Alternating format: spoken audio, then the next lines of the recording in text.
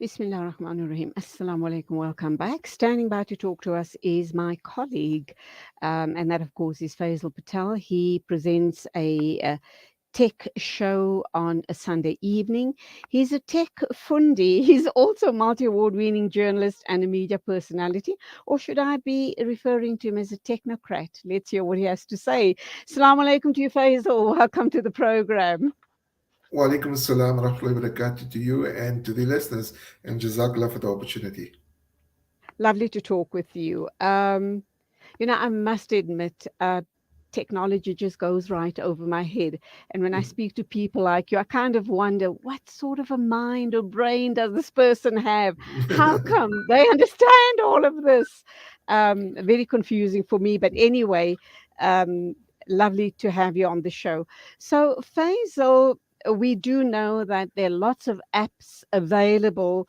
And I should imagine, very especially during the holidays, not only the holidays, if you have children, if you have loved ones, if they're on the road a lot, and in this day and age, you as a parent want to know that your kids or your loved ones are safe, or you kind of want to know where they're um, at a specific given time, or if you can't contact them, there should and must be an app where, just by clicking on the app or doing whatever needs to be done, can pinpoint where they're at so that you have peace of mind. Am I on the right track, thinking along these lines when I talk about these type of tracking apps, if that, for want of a better word? Yeah, look, I mean, there's a lot of apps on the market at the moment where you can track individuals. You can use Find My iPhone, or Find My device, which is on sort of Apple devices. That you have another one for Android as well, which is Google Find or Google Location Services. Then you have third-party apps with regards to finding people, which is called App Tracker, or it's called Tracker. So there's a number of apps that are available, but all these apps, no matter which one you use, whether it's the iPhone or whether it's the Android device or even an individual app, it uses location-based services. So those are quite important, especially when you need to track somebody or find where somebody is. But at the same time, these things can be quite dangerous because people can use it to track your location, where you are. And given the spate of kidnappings we've seen in the country, it's very, very easy to locate somebody when you need to find them. So I think there has to be an air of caution with regards to using these particular apps. So, Faisal, you've raised a few important points there. And I need to ask you, number one, is it legal? Number two, perhaps this is the reason why, we've had these kidnappings, because these kidnappers, I should imagine, are very au fait with these type of tracking devices. And that is why they have been successful in all of their kidnapping attempts. But on the other hand, in terms of our loved ones, again, I raise the issue, is it legal? Do you need to inform your loved ones, your family members, that we've got these apps available to us? We are going to use it from time to time. If we can't reach you, just know that we'll be using these apps to try and locate you, not only for your own safety, but just to give us peace of mind knowing where you are. Yeah, I think we need to draw a distinction first. You're not tracking a person, but you're tracking the device that the person has. So it's a phone, or it could be a watch, or it could be an Apple sort of tracker, which you called, I can't remember the name right now, but you get these discs where you can use to scan a person or to track a person, but you don't scan a person unless that person's got that device on them, and if they answer the phone, you'll be able to track them. But assuming that person lost the device, then it's going to be very difficult to track that particular person. As far as permissions are concerned, normally when you ascribe to these services, it asks you, do you allow your device, or do you allow this particular device to be tracked, or that kind of stuff. and that's where you have to go to your location services and switch it on for that particular app. So I think it's important, number one, especially when your children go to school. But we've seen devices, and this is readily available. I've seen them quite at a number of stores where there's a little watch comes in pink and blue, and these specifically are only related to keeping track of your children. So they don't necessarily have to have a phone. I've got one for my little son where I can, track him all the time and see if he's in school. I can even send him a message where he can respond, but that's the basic functions. But that's what it allows me to do. But at the same time, like I said, that's why sometimes people speak about GPSs.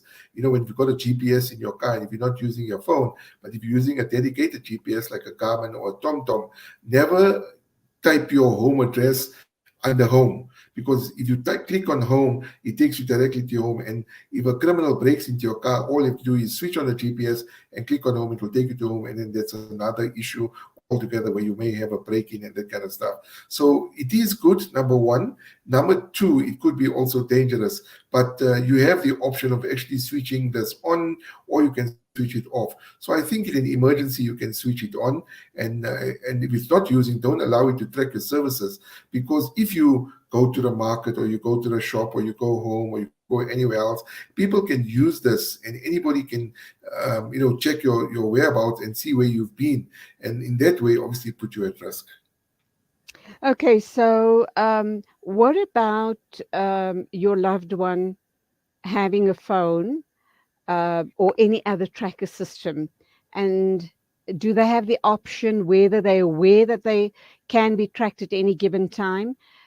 Can they kind of switch off their device or I know there was a time, or it probably still in operation, is if you have a tracker system, and if you're trying to locate a loved one, you can't reach them, you can phone tracker head office.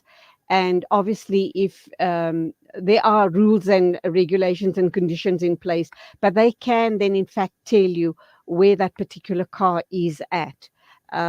So that way too, you can try and locate your loved one. So it's via the phone, via any device, like we said, and also the tracker systems in the cars. Yeah, absolutely. I mean, you're right with the cars as well, because you can be tracked. But again, I need to reiterate, it depends whether you got that phone on you. If a person is kidnapped or if a person is hijacked, most of the times, not all of them, most of the times, the thieves or criminals will switch the phone off, or they'll switch the location services off, so that person can't be tracked. And that answers your question. You can switch it off if you want. If you go to your phone, in my case, I got an iPhone, and if you go to location services, you'll see all the apps that are using your location to track you. It could be Google, it could be TikTok, it could be Facebook, it could be Instagram, and even Twitter that can use your location base and see where you are. You have the option to switch this off. So if your child or somebody's got it, even you yourself have got it, you can switch this off, and then you cannot be tracked anywhere. That's why my suggestion is that while these phones have location-based services, maybe the better thing to do is to get an AirTag. That's what I was mentioning earlier, the Apple AirTag. They are quite pricey. They're around 600 Rand, and they use a little battery the size of, I think, a 50-cent coin, so it can be replaced. The battery lasts you close to 6 months. You can put them in your bag, in your handbag, even your socks, your shoes. I have one in my wallet, which traces my wallet. So that's something good to have, and the person doesn't necessarily have to have a phone. You do give other Android tags as well. The Samsung's also got one, so those are quite nice. And that in that way you can actually track certain things, because the first thing criminals look for when they kidnap a person, or they hijack a person, or if they rob a person, is the phone. And once that phone is stolen, right, then how do you get to track the person? You can track the phone, yes, but how do you track the person? So the AirTag, you can keep in your wallet, you can keep in your socks, you can keep it in a chain around your neck, or anywhere under your watch, wherever it is, and you'll be able to track that person. Again, like I said, it is location based. You can switch that off, but we need to be very careful. I mean, we've seen a spate of kidnappings, as I mentioned, last year, and hopefully we can get that down. The crime stats have revealed a very disparaging figure, very scary figure. And we've seen this emanate from Mozambique. We've seen high-profile businessmen and individuals being kidnapped. It seems to have filtered here into South Africa, where prominent people, prominent businessmen are kidnapped. And I myself, and being, as you mentioned, a media personality and somebody's in news, I'm worried about my kids when they go to school, because you don't know who's worried about them. Somebody may be disgruntled against you and on your effect and take effect on your children. So there is a Absolutely. concern, from my side as an individual person. But there's somebody, maybe they may be more affluent than me, that's got a lot of money or got a huge amount of businesses, and we've seen these cases on TV where people are being held. They call it kidnapping for ransom. And what do? The thing is, you're going to go all out. If your child is kidnapped, you're going to make every available means to get that money to the kidnappers, even if it is just a few rands. But who would want their child to suffer the consequences of the Absolutely. kidnapper's mercy? So I think it's very careful. I think on an individual basis, for kids and stuff, like my wife, when she goes out, I always ask her to keep her location on. So in case something happens, then I can always track her. But when she's home, she switches it off. When my kids go to school, my daughter's got a watch. I can track it using a watch. But when she's home, we switch it off so nobody can track her at home. So I think when you're going out, it's quite reasonable. But when you're at home, I think rather just switch it off, because you don't want somebody coming to your house or using that to actually track you at home and then robbing you at home as well. The other thing, as you were speaking, Faisal, what popped into my head was from time to time when I'm busy Googling information, or I'm reading articles, news articles on my phone, you get a message popping up asking if you give permission for the said company to forward information to you and to get your location. Is that a good idea? Unless, of course, you want the information from that specific company. But it also indicates that a lot of our information is out there for anybody to access, is it not? And that's Of pretty course. frightening. Of course, absolutely. I mean, one of the things you'll do when you visit a lot of websites, you'll see a cookies, a little pop box that Yes. appears.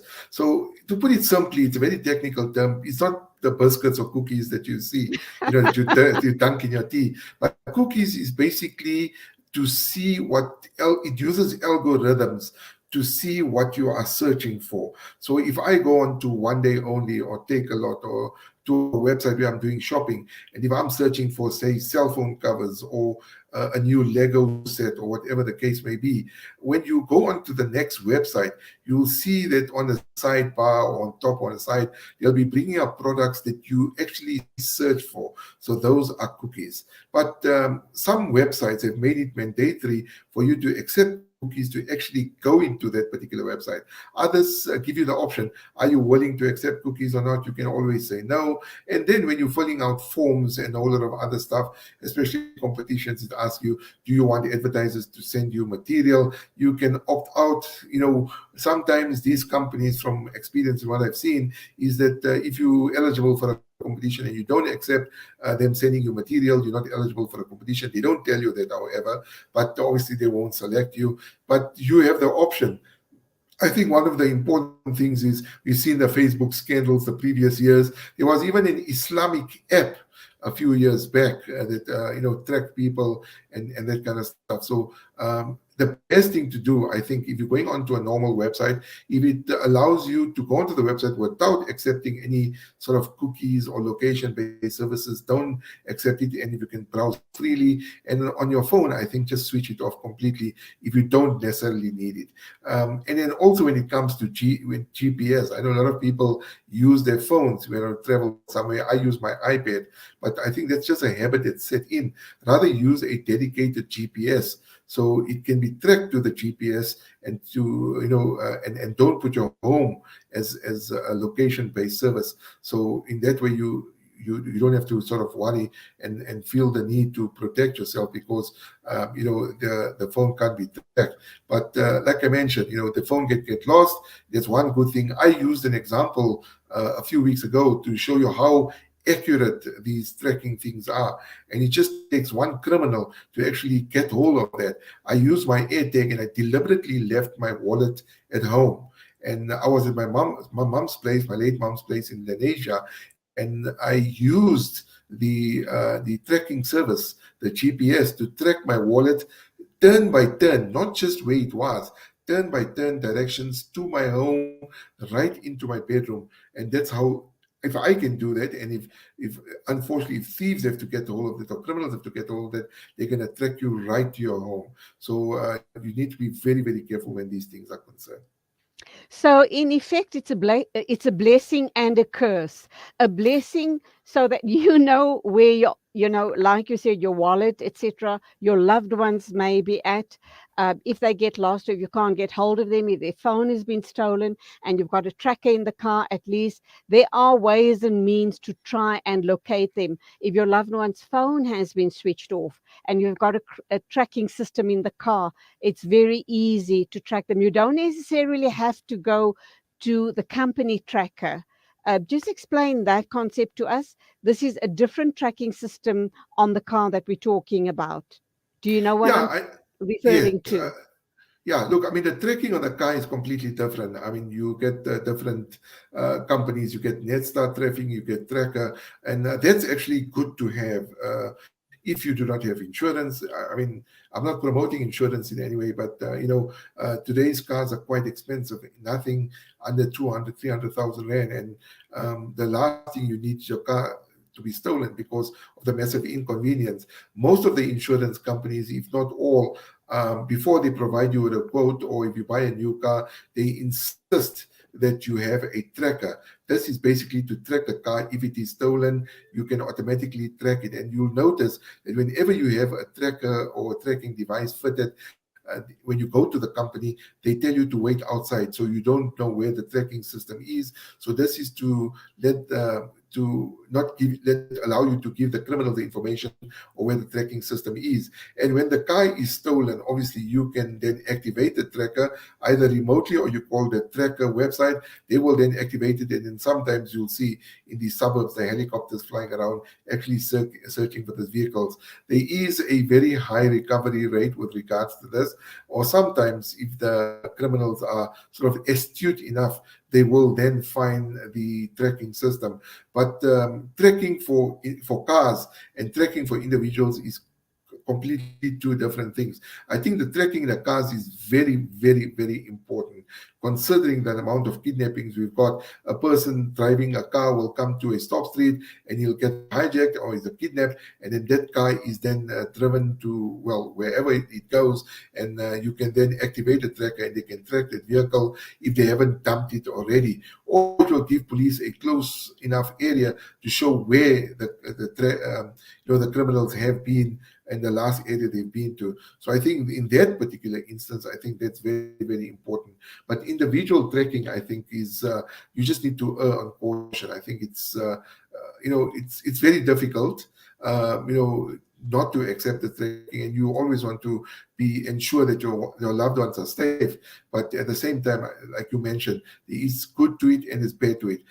So let's draw a distinction. Number one, vehicle tracking, I think very important. If your car is stolen and you want to track the vehicle, I think that's very important because you've got a whole plethora of security personnel that actually do this. And in cell phone tracking, I think you just need to err on caution. And that's where we leave it. Undoubtedly, it would give parents peace of mind, parents of young children, teenagers. In this day and age, we do need the peace of mind. So, alhamdulillah, that is an option that one could look at regarding the whereabouts of your loved one. Faisal Patel, always a pleasure having you on the show. Go well, and of course, you're back at work, as am I. So let's really hope and pray, inshallah, this is going to be a great year in every way. Go well. Assalamu alaikum to you. Inshallah. Wa alaikum salam wa rahmatullah. That was Faisal Patel, my colleague here at Salam Media, and also multi-award winning journalist and media personality, talking to us about how to track someone using Google Maps and a whole host of different apps. Standing by to talk to us is Junaid Bayat. And he's going to talk about motivation for the new year, inshallah. It is at 10 after 9 exactly. Let's welcome to the program our Polokwane listeners, Assalamu alaikum, welcome. And you are obviously listening to us on One Nation FM. We do hope that you're going to enjoy the second half of the show this morning, right here on News and Views on Salam Media. As I've indicated, Junaid Bayat is standing by. Also on the show, we will be talking with our sports journalist, and that is Takir Dawood. He's going to be doing a tribute to the soccer legend, none other than Pele, who sadly passed away at the age of 82 a few days ago. So do stay with us, and not forgetting Reverend Dolly Major is going to talk to us about when loved ones are violently taken away from us. So, all of that on the show. Do become a part of the conversation.